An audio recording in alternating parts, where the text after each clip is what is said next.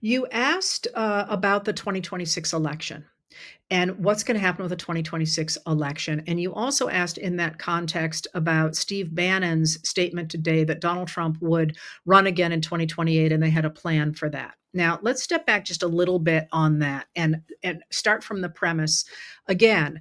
And one of the things I was thinking about talking today, and I was thinking one of the things that's always worth thinking about is if you were going to do something, how would you do it? Because that shows you how much of stuff that you're afraid of maybe doesn't come to pass. So, um, like literally one of the things that I would used to say to my students, if you got to start a movement, how are you going to do it? Like literally, how are you going to do it? Well, you're going to find a friend or two and you're going to start talking. But, pretty soon, for example, you need to be able to identify other people who think like you do. So, what are you going to do? Maybe clothes, maybe a flag. But if it's gonna be a flag, it's gonna be a really simple flag because you gotta be able to just do it really quickly. If it's a popular flag, you just work through how you would literally do something. So in the case of Trump running again, literally, how would you do that? There is a constitutional amendment saying he can't. However, we already have a blueprint that he tried in 2020, which was that they would simply refuse to recognize the legitimate election of a Democrat. And that I think we can absolutely see coming, not least because of the fact that the administration is putting election deniers into important places. They're trying to get rid of voting rights in a number of states. They're trying to gerrymander the states in such a way that the Republicans get a huge leg up. The Supreme Court is certainly considering throwing out the Voting Rights Act, which will give the Republicans another 19 seats, up to 19 seats in the House of Representatives. You can see the steel already going into place. That's a real problem that I'll talk about more and write about more in the future because I want to get something in before that today. But now let's think about really what that looks like in 2020. In 2028 about Trump running again. What does that really look like? Do you really think they're going to be able to prop him up and be even vaguely coherent in 3 more years? I don't. I don't know if you watched his press conference today, but it was bonkers. I mean, the man is not okay. And so if you're worried about 2028, once again, I think that, and Trump, that's probably borrowing trouble in the case of Trump. But the problem in the terms of the skewing of our system so that whichever Democrat, I'm sorry, I keep doing that because I want to talk about the Democrats, whichever Republican wins is runs is automatically going to win. That's really concerning. And that's what a number of people, including me, are very, very worried about. Now, again, we're hearing a lot about the 2026 election. That was 2028. Now, the 2026 election, and somebody wrote to me, didn't put it on there, but wrote to me and asked a great question about what the Democrats should do in terms of their ideology going into 2026, this one coming up. And this is very dear to my heart because I'm seeing a lot of discussion within the Democratic Party and to the left of it about whether the Democrats should go centrist or whether they should go progressive. And I have a really hard time with this argument, not least because I'm not paying a lot of attention to the structure of the Democratic Party right now. But because what does that look like? What does that mean in today's America to go centrist? And I think, and I could be wrong, but I think what people mean is to be more like the Republicans. To try and pick up Republican voters by kind of wiggling over toward the Republicans. And what I would say to that is that the Republican Party currently has veered so far to the right, it's off the cliff. And to be a centrist American right now is to embrace the policies that are being talked about as if they're progressive, as if they are somehow on the left, and they're really not.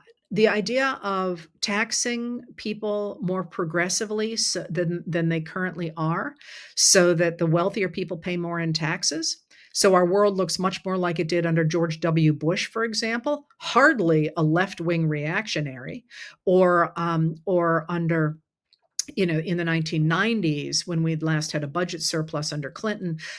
Looking like that is extraordinarily popular. So I would call that centrist. Higher taxes on the wealthy is a really popular position. What about things like healthcare? Do we go? What does centrist mean in a world in which the Republicans are trying to cut Medicaid dramatically and throw millions of people off their healthcare? To me, centrist says people should have health care. And by the way, the person who first suggested that in the United States is Theodore expletive Roosevelt more than 120 years ago. He was a Republican president at the beginning of the 20th century. That to me does not say progressive in a derogatory sense. That says centrist. So when people say, what should the Democrats do? What I look at in this moment is the 1850s, because in that moment we had something that looks very similar, I think, to where we are today. That is, the Democrats in that period, the parties have switched sides. The Democrats in that period had fallen under the control of a very small group of elite enslavers who were really, really, really wealthy and really controlled the American economy. And they basically said, hey, it's our country. We get to run it however we want. We're going to spread human enslavement into the American West. We're going to take over the North through the House of Representatives. And we're going to start, and you can read this, by the way. It's in things like the Cornerstone speech by Alexander Stephens. We're going to run the world because we have all the money and we're going to enslave people all over the world. That's not the way they put it, but that's, this is the great future they kept talking about. And when that happened, people in the North who recognized that they were going to lose access to the American West and lose democracy in the American North said, no, you're not going to do that. Even though we have been voting Democratic or voting Whig, which were the opponents of the Democrats, we're pissed off that the Whigs are not taking a stronger stand, and we're sure not going to cooperate with the Democrats. And they came together as what were known as the anti-Nebraska parties. I'm not going to go into the Kansas-Nebraska Act right now, but they went into these anti-Nebraska parties. And for 2 years, they didn't really have any idea yet except what they weren't. It's going to be Abraham Lincoln who decides to articulate what they are for. But when that happened, the people who stood up and said, we believe in equality before the law, we believe in the idea of equal access to resources, we believe in the idea that we have a say in our government, and we are opposed to oligarchy, those people won. They won across the board, even in the states that were dominated by the Democrats, who were thoroughly racist at the time. This idea that somehow the Democrats, the Northerners, were all in favor of Black rights in 1860s, just in the 1850s, is just completely wrong. And similarly in Massachusetts, for example, the laws that they were passing there were fervently anti-Irish. So the idea that the people were in favor of equal rights is just wrong. What they were in favor of was the idea that they were not going to lose their democracy to an oligarchy. But crucially, there was huge push from the American people for people to stand up and to fight for those principles. Now, what does that look like in 2025? To me, it looks like fighting back against the things that we're seeing out of the White House right now. I'll talk a little bit more about that in a second. And to fight for the things that we care about: education, healthcare, equal access to resources, equal treatment before the law, no more special interests running our government. All those things that have really, really wide support among the country. So this division between, first of all, I don't know what centrist means in a world where all the positions that are identified in many media sources are actually, as progressive, are actually shared by more than 70% of Americans. That sounds pretty centrist to me. But I think what they mean is cozying up to the positions that Republicans have taken in the hopes that somehow that will peel away Republican voters. And I'm just not sure that's the case. I think that Republican voters are upset by corruption and by the takeover of our system by the wealthy and by the lack of health care and by the lack of education and so on, as Democratic voters are. They just need to have people stand up and articulate that. Now, again, you asked the question. That's where I am on that issue. And let me just go a little further than you asked about. And that's that. What does that mean? Does it mean we shut up the candidates who are farther to the left and we move to the candidates that are farther to the right? I maintain that we need all of the voices, especially right now, but we need all of those voices participating in our government right now because they're waking people up to issues they didn't even know they cared about. And they're making people understand that those issues could be addressed at the state or the national level or the local level.